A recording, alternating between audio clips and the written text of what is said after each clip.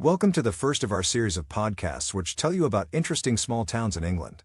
Today, we're taking you on a virtual tour of Chipping Sodbury, a charming market town in South Gloucestershire. My name is John and I'm your host. Joining me is our local expert, Patricia. Welcome, Patricia. Thank you. It's great to be here to tell you about Chipping Sodbury, a lovely small town, little bigger than a village. If you live in the southwest and have visitors, this is one of the first places you should bring them. Certainly tourists should include it in their plans. It is an underappreciated jewel in the southwest of England. Perhaps we should start by telling our listeners whereabouts Chipping Sodbury is in England. Is it an easy place to get to? What are the nearest larger places that people will recognize? Absolutely. Chipping Sodbury is about 12 miles northeast of Bristol, the largest town in the southwest of England. That makes it easily accessible from both the M4 and M5 motorways. If you prefer to travel by train, the nearby Yate railway station offers excellent connections to Bristol and beyond. Chipping Sodbury is also close to the tourist hotspot of Bath, which is about 11 miles south. That is interesting. So people visiting Bath can also take in Chipping Sodbury in the same trip. Knowing how busy Bath is, I'm guessing that Chipping Sodbury is a great place to spend a more relaxed few hours. How about our international travelers? Where's the nearest airport? Well, Bristol Airport is a busy regional hub and Chipping Sodbury is less than an hour's drive away. In fact, England's main airport, Heathrow, is right on the M4 motorway, as is the town of Bath. So Chipping Sodbury is definitely a convenient place for international travelers to visit. Sounds as if getting there is easy. Before we learn more about the town, what will our first impressions be on arriving, and can we get food and a drink while we settle in? The centre of Chipping Sodbury is a very long and wide street, bordered by very interesting historical buildings, many of which are hundreds of years old.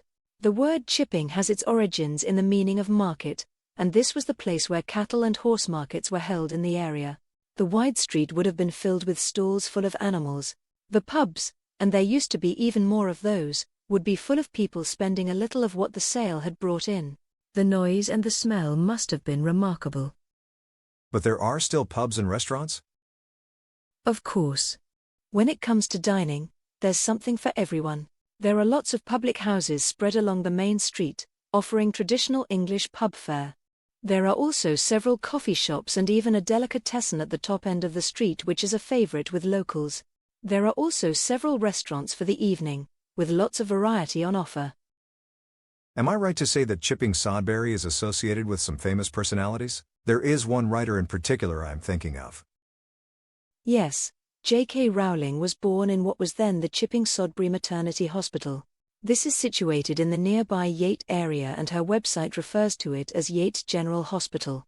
Her family lived elsewhere in the area, so we don't know of any direct references within her books to Chipping Sodbury. Of course, she is as popular here as she is worldwide. There was also a scientist of great importance who lived in Chipping Sodbury, I think. Tell us about him, please. You were referring to the smallpox vaccination pioneer Edward Jenner. He lived in the town for 7 years, and it is believed he made his key discovery at that time. You can find a plaque to this on Melbourne House in Horse Street, part of the town's heritage trail. That sounds interesting. What else is on this heritage trail? It is fascinating. We do not have time for much detail here, but the trail includes a Tudor house, a Quaker meeting room, a very old church, and a pub founded back in the 13th century when it was used by pilgrims. It clearly is a very old town. Pilgrims, Tudors and Quakers. Yes. It has a fascinating history dating back to the 12th century when it was founded to provide a market for the area. Indeed, it is still the place that many come to shop because it still has so many traditional retailers, unlike more modern town centers. Tell us more. Which shops do you like to visit personally? Well, there is a traditional butcher's shop there that I like to give custom to, even if I just buy a meat pie for lunch and some cheese. It was established over 100 years ago and has been in the current family ownership for decades. It has that kind of personal friendly service that you don't see too often nowadays. There is also a very good baker's opposite, and a greengrocer's shop as well. The local shops must be doing something special to keep operating profitably despite the nearby supermarket. Indeed. And of course, Because Chipping Sodbury has a lot of cafes and other places to eat and drink, people come in to meet friends. They then support local businesses while they are there.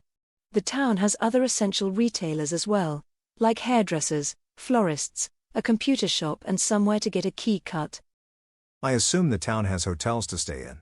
If you based yourself there for a few days, where else might you visit on your trip? Excellent question. Chipping Sodbury is a great base from which you can conveniently visit Bath, Bristol with its suspension bridge, and the Cotswold area with its beautiful villages. There are also historic places like Malmesbury and Laycock, and many places of natural beauty. The National Trust in particular has many interesting properties in the area, usually each with a comfortable cafe for when your legs get tired. Chipping Sodbury sounds like a great place to live. Is there a good community spirit, would you say? It has a thriving community. For example, the local University of the Third Age for the older citizens has 1,600 members, which is huge. Alongside this, the local town hall and other venues always have new and interesting concerts and plays on, as well as many other activities. How about sports and other recreational activities? What else do local people do in their spare time? Indeed, there are football, cricket and rugby teams as well as a popular running club. There are also many local schools, so this small town is certainly an attractive place to raise a family. So, in summary for our listeners, Chipping Sodbury is a good place to live and somewhere that is definitely worth visiting.